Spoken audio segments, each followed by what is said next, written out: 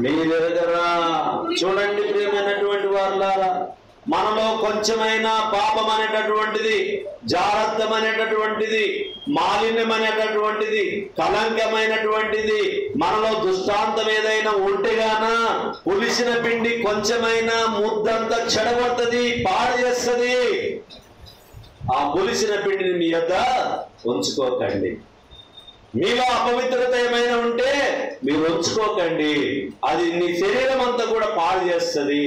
ఆ పులిసిన పిండి కొంచెం ఉన్నా పిండి మొత్తం పాడు చేస్తుంది, ముద్ద అంతా పాడు చేస్తుంది. కాబట్టి నీలో పాపం అనేటటువంటిది, జాగ్రత్తం అనేటటువంటిది నీ ఉంచుకోకుండా జాగ్రత్త పడమని చెప్పి దేవుని వాక్యం సెలవిస్తూ ఉంది.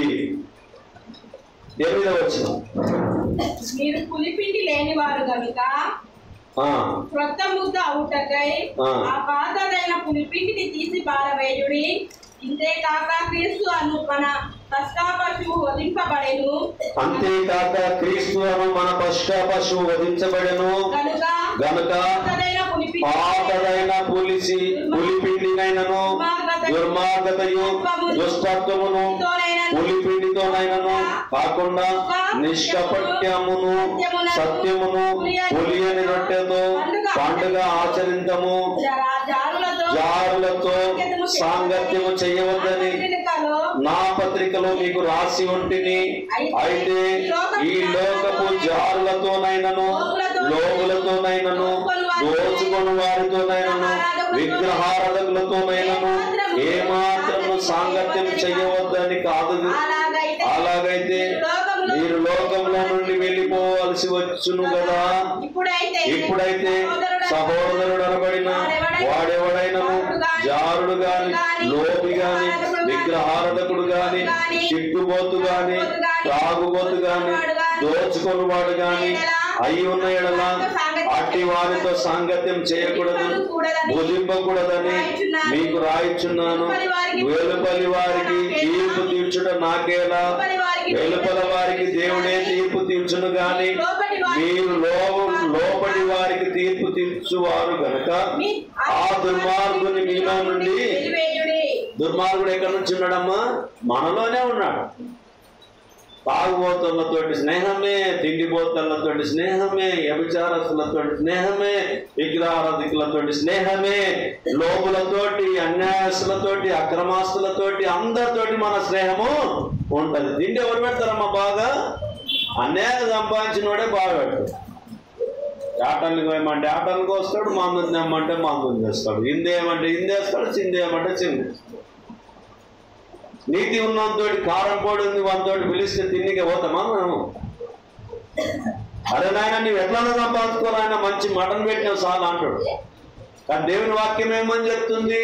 అలాంటి వారితో నువ్వు సాంగత్యం చెయ్యకని చెప్పి దేవుని వాక్యం సెలవిస్తుంది.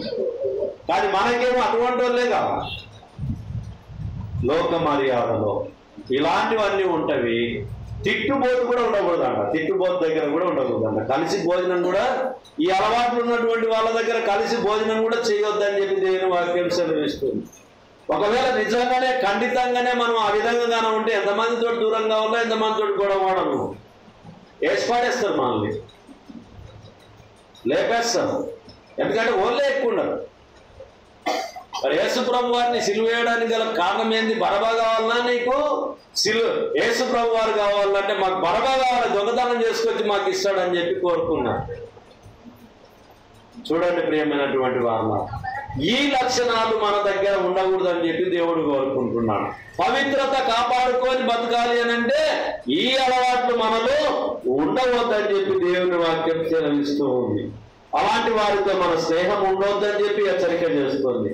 పౌలు గారు జ్ఞాపకం చేస్తున్నాడు పదే పదే, అలాంటి వ్యక్తుల దగ్గర మీరు జాగ్రత్తగా ఉండండి. మీ పవిత్రతను మీరు ఎప్పుడు పాడు చేసుకోకండి, మీ పవిత్రతను కోల్పోకండి, మీ పవిత్రతను ఎప్పుడు మీరు ఎటువంటి తీసివేసుకోకండి. మీలో దుర్మార్గుడు ఉన్నాడు, అపవిత్రత చేసినటువంటి వాడు, పాపాన్ని చేయించేవాడు, వాడిని మీ యొద్ద నుండి తీసివేయండి అని చెప్పి దేవుని వాక్యము తెలియజేస్తూ ఉంటున్నది. యాకోబు పత్రిక 1వ అధ్యాయము 27వ వచనం.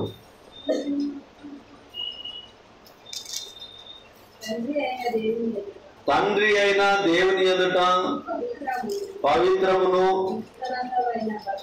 పవిత్రమును నిష్కలంకమైన భక్తి ఏదనగా దిక్కులేని పిల్లలను విధవరాన్లను వారి ఇబ్బందుల్లో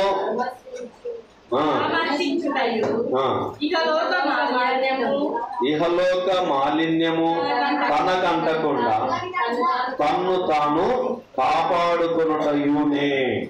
ఏం చేయమంటుంది దేవుని వాక్యము? తండ్రి అయిన దేవుని ఎదుట పవిత్రమును నిష్కలంకమునైన భక్తి ఏదనగా దిక్కులేని పిల్లలను విధవరాండ్లను వారి ఇబ్బందులో పరామర్శించుటయు ఇహలోక మాలిన్యము తనకంటకుండా తన్ను తాను కాపాడుకొనుటయునే. మనం ఏం చేయాలి? తల్లిదండ్రులు లేని పిల్లలకు మనం ప్రేమించాలి, మనం సహాయం చేయాలి, చేయుతను ఇవ్వాలి, విధవరాళ్ళ పక్షాన మనం ఉండాలి. అంటే మాలిన్యం అంటకూడదనంటే మంచితనం కూడా మనలో ఉండాలి. మాట రూపకంగా కాకుండా చేత రూపకంగా ఉండాలి, ప్రార్థన పూర్వకంగా ఉండాలి. ఎందుకు అనంటే దేవుని మాటలు ఒక పొల్లైనా ఒక సున్నైనా తప్పిపోదు. అందులో మనం ఉన్నామా లేదా అని ఈరోజు మనం జ్ఞాపకం చేసుకుందాం. ఎందుకనంటే ఇప్పుడు 40 రోజులు శ్రమల ధ్యానాలు అని చెప్పి మనం ప్రపంచమంతా కూడా జరుగుతూ ఉన్నటువంటి వారిలో నేను ఈ శ్రమల దినాల్లో చెప్పాల్సినటువంటి వాక్య భాగం ఏమి అని అంటే, ఒకవేళ పవిత్రత మనలో లేకుంటే మనం ఎన్ని రోజులు ఉపవాసం ఉన్నాం, ఎంత ముఖం వికారం చేసుకున్నాం, ఏమి ప్రయోజనము లేదు. మన హృదయం ఎట్లుండాలి? పవిత్రముగా ఉండాలి. పవిత్రతను మనం కాపాడుకోవాలి. అది కాపాడుకొని మనం ఉపవాసం ఉండాలి. యేసు ప్రభు శ్రమలను గుర్తు చేసుకోవాలి. 40 రోజులు మాత్రమే కాకుండా 365 రోజులు క్రీస్తును శ్రమల గురించి మనం జ్ఞాపకం ఉంచుకోవాలి. ఈ లోకంలో క్రైస్తవుడు సుఖాన్ని అనుభవించడానికి రాలే, హ్యాపీగా జన్మించడానికి, హ్యాపీగా నిర్ణయించుకొని జీవించడానికి రాలే క్రైస్తవుడు. శ్రమలను అనుభవించడానికి క్రైస్తవుడు వచ్చి ఉంటుంది. ఇప్పుడు చర్చికి వస్తుంటే అంటదా లేదా? ఓ ఈ అమ్మగానే పోతుందమ్మా చర్చికి, ఇంత ఎండ ఉంది, పిల్లల్ని తోలుకొని పోతుంది అమ్మ. ఆయనేం సారో ఏమో, వీళ్ళేం పద్ధతో ఏమో, పిల్లలకి ఏమైనా తల్లికి ఏమైనా అయినా కష్టమే. బైబిల్ పట్టుకొని పిల్లలు తోలుకొని చక్కగా పోతారు ఆ బైబిల్ అందరూ. ఏం వ్యవహారాయా, అంత దూరం పోవాల్సిన పని ఏముంది? దేవుని మంచి మార్గంలో పోతుంటే ప్రోత్సహించే వాళ్ళ సంఖ్య లేదు, వ్యతిరేకించే సంఖ్య ఎక్కువగా ఉంది. మరి కానానుకు ప్రయాణమైనప్పుడు 6 లక్షల పైచిలకు ప్రజలు, ఇశ్రాయేలు ప్రజలు నడిపింపబడ్డారు. 40 రోజులు నడవాల్సినటువంటి ప్రయాణంలో 40 సంవత్సరాలు నడిచారు. కానీ కానానుకు చేరినటువంటి వాళ్ళు ఎంతమంది చేరిండ్రు? ఇద్దరే. ఎవరెవరు? యెహోషువ, కాలేబు. ఇద్దరే చేయండి. మనం కూడా ఈ భూమి మీద ఎంత లక్షల మంది ఉన్నాము, ఎన్ని కోట్ల మంది ఉన్నాం అనేది ముఖ్యంగా దేవుని దృష్టిలో ఎంతమందిని దేవుని దగ్గరికి చేరగలుగుతాం అనేటటువంటిది ప్రాముఖ్యం. ఎంతమందిని మనం పవిత్రతను కాపాడుకుంటాము, ఎంతమందిని మనము చెడ్డవారిని దూరంగా ఉంచుకుంటాము, చెడ్డ మాటల్ని, తిట్టుబోతులను, ఇవన్నీ కూడా మనం ఎప్పుడైతే తాగుబోతుతామో, అన్ని చెడుకు సంబంధించినటువంటి లోభత్వము, వ్యభిచారత్వము అన్నిటినీ మనం ఎప్పుడైతే వదులుకుంటామో దేవునికి ప్రీతికరంగా ఉంటామో, దేవుని దగ్గర మనం ఉంటాం. ఇది నేనే, అది నేనే అంటే అపరిచితుల్లాగా అయిపోతామా? కొద్దిసేపు ఇలా ఉండి కొద్దిసేపు అలా ఉండడం వల్ల లాభము లేదు. పలుకుతావు నీవు పరిశుద్ధ మాటలు, చేస్తావు నీవు సాతాను క్రియలు. మనం పలికేటటువంటి మాటలో పవిత్రత ఉండాలి, పరిశుద్ధం ఉండాలి, పరిశుద్ధమైనటువంటి క్రీస్తు మనలో కనిపించాలి. అప్పుడే మనకు దీవెనకరము, ఆశీర్వాదకరము, మన జీవిత ధన్యమైపోతుంది. ఉత్తమమైనటువంటి మార్గంలో మనం ఉన్నామని జ్ఞాపకం ఉంచుకోవాలి ప్రియులారా. అపొస్తలుల కార్యం 20:28 చూద్దాం ప్రియులారా. దేవుడు తన స్వరక్తమిచ్చి సంపాదించుకున్న తన సంఘమును కాయుటకు పరిశుద్ధాత్మ మిమ్మును దేని యందు అధ్యక్షులుగా ఉంచెను. ఆ యావత్తు మందను గూర్చి మీ మట్టుకు మిమ్మును గూర్చి ఎట్లుండమంటున్నాడు? జాగ్రత్తగా ఉండమంటున్నాడు. ఓ తల్లి చెప్తుంది, నాయనా జాగ్రత్త బిడ్డ. ఓ తండ్రి చెప్తాడు, నానా దూరం వెళ్ళినావు, జాగ్రత్తగా ఉండు బిడ్డ. లోకంలో ఉన్నావు, జాగ్రత్తగా ఉండు నాయనా. లోకంలో ఉంది ఉండవు బిడ్డ. ఎగ్జామ్ లో రాసేటప్పుడు కానీ అబ్బాయిలతో అమ్మాయి విషయం అయితే తల్లిదండ్రులు ఏమంటారు, అమ్మా ఎవరితో ఫోన్ నువ్వు మాట్లాడక తల్లి, ఎవరి దగ్గర అనవసరంగా నీ నంబర్ ఇవ్వకమ్మా, ఎవరి దగ్గర నువ్వు ఎక్కువ సమయం వెచ్చించకు. దుష్టులు దుర్మార్గులు ఉన్నటువంటి ప్రాంతంలో మనం ఉంటూ ఉన్నాము. ఎవరిలో ఎలాంటి భావం ఉంటుందో తెలియదు. ఏ విషయమైనా మాకు ఫోన్ చేయమ్మా, ఏ సమయంలో మాకు చెప్పు తల్లి, నీకు ఏ అవసరం ఉన్నా మాకు చెప్పు, బయటికి వెళ్ళకు, బయటికి తిరగకు, హాస్టల్లోనే ఉండు, చదువుకో, మంచిగా ఉండు అని చెప్పి ఆడపిల్లకైతే చెడు స్నేహం చేయకు అని చెప్పి చెప్తా. అలాగే కుమారునికి కూడా తండ్రి ఏం చెప్తాడు, నాయనా చెడ్డవాళ్ళు ఉన్నటువంటి కాలంలో వాళ్ళ మధ్యలో నువ్వు తిరుగుతూ ఉంటున్నావు, జాగ్రత్తగా ఉండు బిడ్డ అని చెప్పి తండ్రి కూడా తన కుమారునికి హెచ్చరిక చేస్తాడు. దేవుని వాక్యం ఏమని చెప్తుంది? 20:28 దేవుడు తన స్వరక్తమిచ్చి సంపాదించిన తన సంఘమును కాయుటకు పరిశుద్ధాత్మ మిమ్మును దేని యందు అధ్యక్షులుగా ఉంచెనో ఆ యావత్తు మందను గురించి మీ మట్టుకు మిమ్మును గురించి జాగ్రత్తగా ఉండాలి. ఎట్లుండాలి మనము? జాగ్రత్త. ఎవరి గురించి ఉండాలి? నా గురించి నేను, మీ గురించి నేను జాగ్రత్తగా ఉండకుండా నేను జాగ్రత్తగా ఉండని చెప్పడం కూడా సరైనది. నా కన్నులు లేవు, నేను బాట దాటిస్తా దాన్ని నేను అంటే నమ్ముతామా మనము? నీవే గుడ్డోడు గుద్దల వార్తాడు, నాన్నేం దాటిస్తావురా నాయన అంటాడు. అంటే నిన్ను గురించి, నీ బోధన గురించి నువ్వు జాగ్రత్తగా ఉండమని చెప్పి దేవుని వాక్యం సెలవిస్తుంది. నీ బోధించుము, హెచ్చరించుము, బుద్ధి చెప్పుము, సరిచేయము అని చెప్పి దేవుని వాక్యం సెలవిస్తుంది. దేవుడు పరిశుద్ధుడు కనుక పరిశుద్ధంగా ఉండమని దేవుని వాక్యం సెలవిస్తూ ఉంది. అయితే మనల్ని మనం ఫస్ట్ ఏం చేసుకోవాలి? సరి చేసుకోవాలి.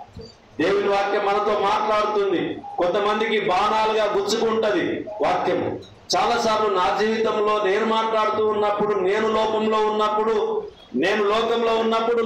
ఉన్నప్పుడు పాపంలో ఉండి బయటికి వచ్చినప్పుడు అనేక సార్లు దేవుని వాక్యం నాతో మాట్లాడింది. మీకు బోధించేటప్పుడు నాతోనే వాక్యము మాట్లాడింది. కారణం ఏంటి అంటే తప్పకుండా దృష్టి మనం దాని మీద వచ్చినప్పుడు ఆ మాటలు మనకు గుచ్చుకుంటాయి, తప్పకుండా గుచ్చుకుంటాయి.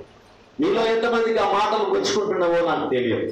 మీలో ఎంతమందిలో ఈ వాక్యం ఫలిస్తుందో నాకు తెలియదు. నా పని ఒకటి, ఏమిటి? నేను మీకు బోధించుకోండి. దేవుడు ఇచ్చిన అధికారాన్ని, అవకాశాన్ని నేను సద్వినియోగం చేసుకోవడం, నన్ను నేను కాపాడుకుంటూ మిమ్మల్ని సరైనటువంటి మార్గంలో ఉండడానికి దేవుని వాక్యం ఏదైతే చెప్పిందో వాటి ప్రకారంగా నేను ఉండడానికి ప్రయత్నము చేయాలి. మైకు ఇంకోటి ఉంది కదా, మేడం. నన్ను నేను కాపాడుకోవడానికి నేను ముందుకు కొనసాగాలి. ఇంకొక మాట చూద్దాం ప్రియులారా. మత్తయి సువార్త 26:28 ఇది నా రక్తము అనగా ఇది నా రక్తము అనగా పాప క్షమాపణ నిమిత్తము అనేకుల కొరకు చిందింపబడిన నిబంధన రక్తము. చూడండి ప్రియమైనటువంటి వారులారా, ఏంటమైంది? నిబంధన రక్తము. ఇందులో ఏముంది మనకు? పాప విమోచన. ఇది నా రక్తం అనగా పాప క్షమాపణ నిమిత్తము అనేకుల కొరకు చెల్లింపబడుతున్న నిబంధన రక్తము. ప్రతి ఘోర పాపమును కడుగును మన యేసయ్య రక్తము. ప్రతి ఘోర పాపమును కడుగును మన యేసయ్య రక్తము. ప్రతి ఘోర యేసుక్రీస్తు ప్రభువారిని లోకానికి పంపించి ఉంటున్నాడు. గెత్సెమనే తోటలో ఆవేదన కన్నీళ్లుగా వచ్చాడు యేసుక్రీస్తు ప్రభువారు. తండ్రి నీ చిత్తమైతే, తండ్రి నీ చిత్తమైతే, తండ్రి నీ చిత్తమైతే ఈ గిన్నె నా యొద్ద నుండి తొలగించమని ప్రార్థన చేశాడు. గెత్సెమనే తోటలో తన ఆవేదన చెమట చుక్కలు రక్త బిందువులుగా కారి ఉంటున్నాయి. నీకోసమే నా కోసమే ఆ అనుభవాన్ని, ఆ శ్రమను అనుభవించాడు. తను తాను బలిగా అర్పించుకున్నాడు. తండ్రి చెప్పినటువంటి మాటను కుమారుడు వీరి తండ్రి చిత్తాన్ని నెరవేర్చాడు. గెత్సెమనే తోటలో క్రీస్తు వేదన, మానవాళి విడుదల కొరకైన ప్రార్థన, నీ కోసమే నా కోసమే ఆ మరణ పాత్రమన పాప ఫలితమే, మనందరి కోసమే యేసు ప్రభువారు మరణించడానికి ముందుకు వచ్చి ఉంటున్నారు. తండ్రి పంపించాడు. తండ్రి చెప్పాడు, దేవుడు లోకం ఎంతో ప్రేమించాడు. తండ్రి అయిన దేవుడు లోకం ఎంతో ప్రేమించాడు. కుమారుడు మానవాన్ని అందరినీ ప్రేమించాడు. మానవాళి కొరకు తన ప్రాణాన్ని అర్పించాడు. వదకు తేబడినటువంటి గొర్రె పిల్లగా ఆయన మౌనిగా ఉన్నాడు. ఎఫెసీ పత్రిక 1:7. ఎఫెసీ పత్రిక 1:7.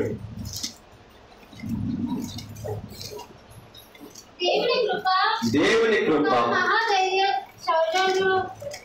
చదువుతుంది మంచిది. దేవుని కృప మహాధైర్యశౌర్యం బట్టి ఆ ప్రేమియందు, దేవుని కృప మహాధైర్యైశ్వర్యమును బట్టి ఆ ప్రియనియందు ఆయన రక్తం వలన మనకు విమోచనము అనగా మన అపరాధములను క్షమాపణ మనకు కలిగి ఉన్నది. ఇప్పుడు మన పాపములు క్షమింపబడి ఉన్నవే లేవా? క్షమింపబడి ఉన్నాయి. ఏ పాపాలు క్షమింపబడి ఉన్నాయి? యేసు ప్రభు అని మనం ఒప్పుకున్న తర్వాత, బాప్తిసం తీసుకున్న తర్వాత, సొంత రక్షకుని అంగీకరించుకున్న తర్వాత పాపములు క్షమింపబడి. మళ్ళీ రోజు రోజు నేను చేసే పాపాలు తిట్ల ద్వారా, పొట్టుడు ద్వారా, తిండి ద్వారా, తాగుబోతు ద్వారా, మోహపు చూపుతో చూచు ప్రతి వాడు అప్పుడే తన హృదయమందు వ్యభిచరింపబడును. నీ కుడికన్ను నిన్ను అభ్యంతరపరిచిన ఎడల నీవు నీ యొద్ద నుండి పారవేయము, నీ దేహంలో ఒకటి పరలోక రాజ్యము చేరునని చెప్పి మనకు సెలవివ్వబడినట్టుగా వీటినన్నిటికీ మనం ఏం చేయాలి? భద్రముగా కాపాడుకోవాలి, జాగ్రత్తగా ఉండాలి. పవిత్రతను ఎప్పుడు మనం కోల్పోవద్దు. అపొస్తలుల కార్యం 22:16 గనుక నీవు తడవు చేయుట ఎందుకు?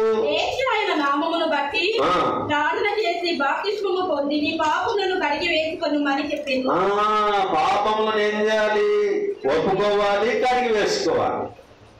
ఒప్పుకోవాలి, కడిగి వేసుకోవాలి. తడువు ఏం చేయకూడదు. ఇంకా చాలా మంది ఏం చేస్తాము, ఇప్పుడే వద్దులే, ఇంకా కొంచెం సమయం ముందులే అనుకుంటాం మనం. కానీ దేవుని వాక్యం ఏం చేస్తుంది? కనుక నీవు తడువు చేయట ఎందుకు? లేచి ఆయన నామమును బట్టి ప్రార్థన చేసి బాప్తిస్మం పొంది పాపములను కడిగి వేసుకోనమని చెప్పాను. మన పాపములను బాప్తిస్మం పొంది ఏం చేసుకోవాలి? కడిగి వేసుకోవాలి. కడిగి వేసుకున్న తర్వాత మన పవిత్రతను ఏం చేయాలి? కాపాడుకోవాలి. ఇవన్నీ కాపాడుకోవాలంటే మనం ఏం చేయాలి? వాక్యాన్ని బాగా చదవాలి. ఆదికాండం నుంచి ప్రకటన గ్రంథం వరకు రోజు వాక్యాన్ని చదవాలి, వాక్యాన్ని వినాలి, వాక్యాన్ని చదవాలి, ప్రార్థన చేసుకోవాలి, పవిత్రంగా ఉండాలి. ప్రతిరోజు లేచిన వెంటనే మనం చేయాల్సినటువంటి పని ఏమిటంటే, నాయనా నా పవిత్రతను కాపాడుకోవడానికి నాకు రక్షకునిగా నీవు ఉన్నందుకు వందనాలు నాయన అని చెప్పి ఈ దినంలో నాయనా నేను పాపంలో పడిపోకుండా, నా కుటుంబం పాపంలో పడిపోకుండా జాగ్రత్తగా కాపాడినైనా ప్రార్థనతో మనం ఆ దినాన్ని ఆరంభించుకోవాలి. ఎందుకనంటే అపవాది ఎవరిని నేను మృంగుదునా అని చెప్పి గర్జించు సింహం వలె తిరుగుతూ ఉంటూ అన్నాడు. కాబట్టి అపవాది చుట్టూ మనం పడిపోకుండా, వాటి జోలికి వెళ్ళిపోకుండా జాగ్రత్తగా ఉండాలి. ఇవన్నీ ఒకవేళ పాటించకుండా మనము ఒకవేళ ఉంటే ఒక బహుమతి ఉంది. అది రోమిలకు రాసిన పత్రిక 6:23. ఏలయనగా పాపం వలన వచ్చు జీతము మరణము, అయితే దేవుని కృపావరము మన ప్రభు అయిన క్రీస్తు యేసునందు నిత్య జీవము. పాపం వలన వచ్చు జీతము మరణం. ఆ మరణం కూడా మరణిస్తే కూడా పరదేశంలో ఉండే మరణం కావాలి. పాపం వలన చచ్చిపోయి నరకానికి పోయే జీవితం ఉండొద్దు. మనం చనిపోయినా కూడా పరదేశంలో దేవునితో ఉండడానికి ఆ భాగ్యం కోరుకోవాలి. ఏముంది, బతుకున్నంత వరకు తినము, తాగుము, సుఖించము, ఎంజాయ్ చేయము. ఈ బండికి అక్కడ పోవాలి, ఆ బండికి ఇక్కడ రావాలి, ఏం చూడాలన్నా చూడొచ్చు, ఏం చేయాలన్నా చేస్తాను అనుకుంటే ఎక్కడ కనిపిస్తాడు అయిపో. నరకమంటే అసమసి కదన్నా, అది భగభగా మండే అగ్నిగుండమన్నా, అందులో పడినవాడు చావడు మరి, అందులో పడినవాడు చావడు మరి. మంటలేమో ఆరవు కానరాదు ఏదరి, మంటలేమో ఆరవు కానరాదు ఏదరి. నరకమంటే నరకాన్ని నమ్ముకుంటే గాన పాప జీవితము, మరణము నరకానికి సంబంధించిందిగా ఉంటుంది. కాబట్టి మన జీవితాలు జాగ్రత్తగా ఉండి దేవునికి ఇష్టలుగా మనం జీవించాలి. పరిశుద్ధంగా, పవిత్రముగా మనం కాపాడుకుంటూ మనల్ని మనము దేవునికి ప్రజెంట్ చేసుకోవాలి. ఎస్ నాయనా, నా జీవితంలో నేను పవిత్రతను కాపాడుకున్నా. ఏలియా అంటే, నాయనా గతంలో నేను పాపం చేశాను, కానీ మిమ్మల్ని నమ్ముకున్న తర్వాత, బాప్తిసం తీసుకున్న తర్వాత నా పాపం ఒప్పుకొని క్షమించమని కోరుకున్నాను. పాపంలో పడిపోకుండా బ్రతికే ప్రయత్నం నేను చేశాను, అయినప్పటికీ కూడా ఏమైనా పాపం దొరికితే క్షమించు నాయనా అని చెప్పి కోరుకునే వారిగా మనం మళ్ళీ మళ్ళీ పాపంలో పడిపోకుండా, పవిత్రతను కోల్పోకుండా, పరిశుద్ధతను విడిచిపెట్టకుండా జాగ్రత్తగా ఉందాం. శ్రద్ధగా వాక్యం విన్న మీ అందరికి ప్రభునామమున వందనాలు. చిన్న ప్రార్థన చేస్తున్నాం. సర్వ సృష్టికి కారణభూతుడైన మా ప్రియ పరలోకపు తండ్రి, మీ పరిశుద్ధమైన నామాన్ని బట్టి మీకు వందనములు చెల్లించుకుంటున్నాం. మా జీవిత కాలంలో నాయన, ఈ లోకంలో మమ్మల్ని జీవించడానికి మీరు ఇచ్చిన అవకాశాన్ని బట్టి వందనాలు నాయన. మేము తెలిసి తెలియక, మాట చేత, క్రియ చేత, నడక చేత, చూపు చేత, నాయన తిండితనం చేత, మత్తు చేత అనేకమైనటువంటి పాపంలో పడిపోయినటువంటి వారమై ఉంటున్నాం. మేము ఒప్పుకుంటున్నాం, అంగీకరించుకుంటున్నాం. నాయన దయతో కనికరించి క్షమించమని ప్రార్థిస్తున్నాం. ఇదిగో నాయన, మీ వాక్యం చేత సంఖ్యాకాండం 18వ అధ్యాయం, సంఖ్యాకాండం 19వ అధ్యాయంలో ఏ విధంగా అయితే ముడత లేకుండా, కలంకం లేకుండా, మత్స లేకుండా ఉండమని మీరు కోరారు, ఆ విధంగా మేము ఉండడానికి సహాయం చేయాలి. మీ కుమారుని లోకానికి పంపించి మా యొక్క పాపము క్షమించినందుకు, మమ్మల్ని పవిత్రపరిచినందుకు, అవకాశాన్ని కలిగించినందుకు నీకు కృతజ్ఞతాస్తుతులు చెల్లించుకోండి. వాక్యం వింటున్నటువంటి మా ప్రియులను ఆయన ఇంతవరకు 216 నుండి 17, 18 వరకు వచ్చారు. నాయన సబ్స్క్రైబ్ చేసుకున్నవారు, నాయన దేవుని సన్నిధికి వచ్చినటువంటి వారు, యూట్యూబ్ ఛానల్లో వాక్యం వీక్షిస్తున్నటువంటి వారు, నాయన మీరు దీవించి ఆశీర్వదించండి. తగిన కాలం అందు పంట కోయడానికి సహాయం చేయండి. బోధిస్తున్న నేను నరకంలో ఉండకుండా మాటలు మాత్రమే మంచిగా మాట్లాడి, నా పరిశుద్ధతను నేను లేకుండా మాట్లాడటం వల్ల నాకేం ప్రయోజనం నాయన? నేను బోధ చేసి నాయన నేను నరకంలో కనిపిస్తే అంతకన్నా ఘోరమైంది మరొకటి లేదు నాయన. దయతో కనికరించండి నాయన. అల్పుని, అయోగ్యుని, ఎందుకు పనికిరానటువంటి నీచున్నైనప్పటికీ నీ ప్రేమ చేతనైనా మమ్మల్ని ప్రేమించి కాపాడి సంరక్షించి విమోచన క్రయధనాన్ని చెల్లించి విమోచించినందుకు వందనాలు చెల్లించుకో. పాపంలో పడిపోకుండా నన్ను, నేను వాక్యం బోధిస్తున్నటువంటి నాయన మీ సంఘం, నా కుటుంబాన్ని మీ ఆధీనంలో ఉంచుకొని ఎంతమంది అయితే పరలోకానికి చేరేవారిగా ఉంటూ ఉన్నాము. దయతో నాయన పరలోకంలో మా స్థానాన్ని పదిలపరచుకొని, చాలా అనుకోవచ్చు ఈయన చేరగలుగుతాడా, ఈయన చేరగలుగుతాడా అని అనుకోవచ్చు. నాయన మీ చిత్తం నాయన మాకు తెలియదు. ఒక దొంగ అన్నాడు, నేను రక్షించుకోవాలి. మరొక దొంగ అన్నాడు, ప్రభువా నన్ను జ్ఞాపకం చేసుకోమని, నాతో కూడా పరదేశంలో ఉండు అని వెంటనే యేసు ప్రభువా సెలవించి ఉంటున్నాడు. నాయన, మాలో ఉన్నటువంటి పాపములను మీరు క్షమించి పవిత్రపరిచినందుకు వందనాలు చెల్లించుకోండి. అయోగ్యంగా కాకుండా యోగ్యంగా జీవించడానికి సహాయం చేయమని వాక్యం విన్న మా ప్రియులందరినీ దీవించి ఆశీర్వదించి మీ మేళ్ల చేత తృప్తికరంగా ఆశీర్వదించమని, రాబోయే ఉగ్రత నుంచి అపాయం నుంచి తప్పించమని ఈ మనవులు మీ కుమారుడు మా ప్రాణరక్షకుడు నజరేయుడైన యేసుక్రీస్తు అతి పరిశుద్ధమైన నామములో ప్రతిమాలు అడిగి వేడుకొని ప్రార్థించుచున్నాము తండ్రి, ఆమేన్. అందరికి ప్రభు నామమున వందనాలు.